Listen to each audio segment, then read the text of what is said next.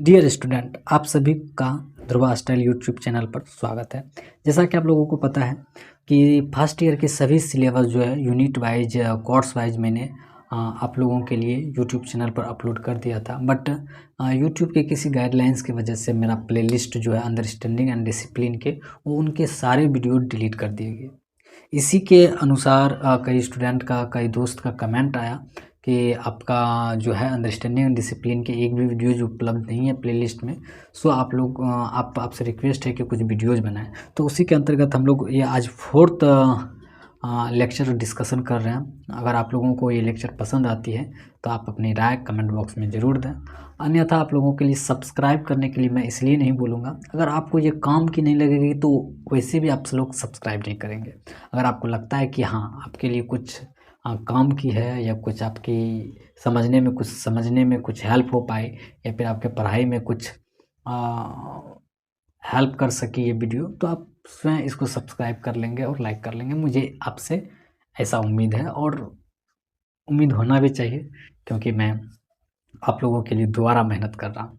सो आप लोगों के लिए एक इन्फॉर्मेशन है कि अगर आप लोग फर्स्ट ईयर के स्टूडेंट हैं तो आप लोग डिस्क्रिप्शन बॉक्स में जाके आप टेलीग्राम चैनल को ज्वाइन कर सकते हैं। वहाँ पे बहुत सारे स्टूडेंट हैं, बहुत सारे पीडीएफ भी हैं बीएड से रिलेटेड, तो वहाँ से आप लोग डाउनलोड करके पढ़ सकते हैं। अगर आप सेकेंड ईयर के स्टूडेंट अगर कोई हैं तो आप भी उसके लिए भी चैनल बनाया गया है टेलीग्राम लिंक, वहाँ पे आप टेलीग्राम लिंक ज्वाइन करके सेकेंड ईयर के भी बहुत सारी चीज़ पढ़ सकते हैं, देख सकते हैं। क्योंकि मैं अभी स्टार्ट किया हूँ तो धीरे धीरे वहाँ पर वीडियोज़ प्रोवाइड की जाएगी, साथ में पीडीएफ भी। तो इसलिए आप लोगों से रिक्वेस्ट है कि आप टेलीग्राम चैनल को अवश्य ज्वाइन करें। तो चलिए आज हम लोग डिस्कस करेंगे टीचिंग मेथड को कि क्या है टीचिंग मेथड, शिक्षण विधि क्या है, उनके बारे में डिस्कस करते हैं। तो पहला देखते हैं टीचिंग।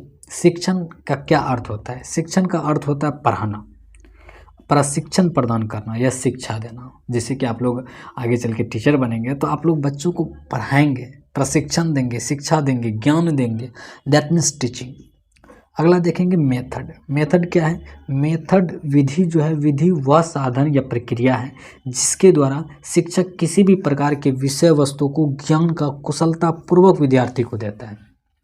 एक शिक्षक का कार्य क्या होता है? किसी भी सब्जेक्ट को, किसी भी टॉपिक को अच्छे शब्दों में समझा सके, स्टूडेंट को उसके ज्ञान में वृद्धि कर सके, दैट मीन्स मेथड। टीचिंग अपने बोला भी जाता है ना कि कई टीचर का उनके पढ़ाने का जो मेथड है बहुत अच्छा है, तो that means method. Okay, next हम लोग देखेंगे शिक्षण विधि का अर्थ या परिभाषा। शिक्षण विधि से आशय है शिक्षक या शिक्षिका द्वारा निर्देशित की जाने वाली ऐसी प्रक्रिया जिसमें विद्यार्थी कुछ सीखते हैं, कुछ समझते हैं, कुछ जानते हैं, दैट मीन्स शिक्षण विधि का अर्थ। श्रीमती कोचर के अनुसार, एक शिक्षिका मतलब एक रिसर्चर हुए, अध्ययनकर्ता हुए कोचर, उनके अनुसार जो है जिस प्रकार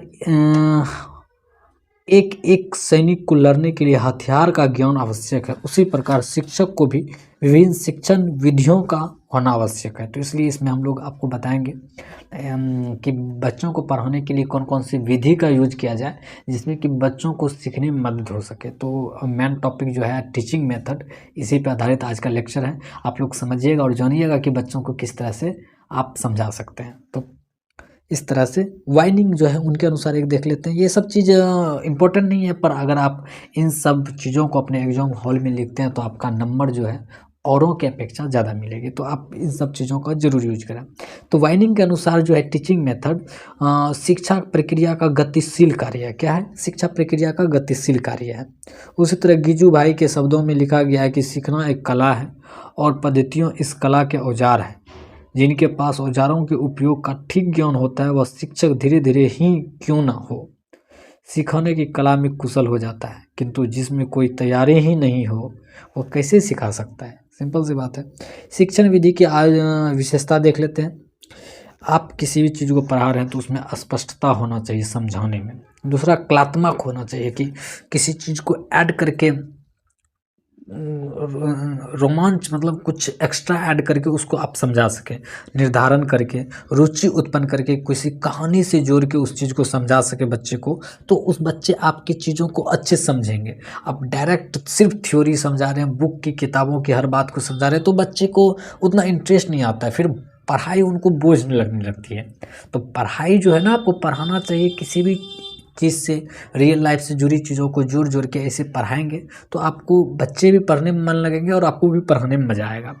तो उसी तरह से आप इस तरह से शिक्षण विधि में इन सब चीज़ों को, कहानियों को इंटरेस्टिंग फैक्ट या फिर कॉमेडी करके या फिर कुछ जोक्स देकर बच्चों को पढ़ा सकते हैं, समझा सकते हैं, ताकि बच्चों को पढ़ने में इंटरेस्ट पैदा हो सके। लास्ट जो है सर्वांगीण विकास में सहायक होता है। पढ़ाने में सिंपल सी बात है, सभी चीज़ों का विकास तो होता ही है। नेक्स्ट देखेंगे प्रमुख शिक्षण विधियों, इंपॉर्टेंट टीचिंग मेथड।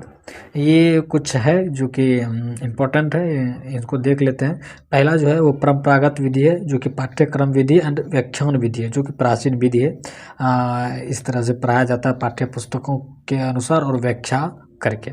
तो इस तरह से छात्र प्रधान विधि है। नेक्स्ट प्रोजेक्ट विधि, प्रयोजन विधि, जो कि आजकल होता है किलपैट्रिक परिचर्चा विधि। मतलब ये कुछ वैज्ञानिकों का नाम है जो कि इन चीज़ों को बताया है कि परिचर्चा विधि जो है वो प्लेटो के अनुसार दिया गया कि चर्चा करके आप बच्चों को पढ़ाएं। समस्या समाधान भी सुकरात के अनुसार है, समस्या का समाधान करें और तब बच्चों को समझाएं, तो वो विधि बहुत ही सटीक होता है बच्चों के लिए। एक आगमन विधि होता है जो कि अरस्तु ने दिया है, इसके अनुसार भी बच्चों को पढ़ा के अच्छी तरह से समझा सकते हैं।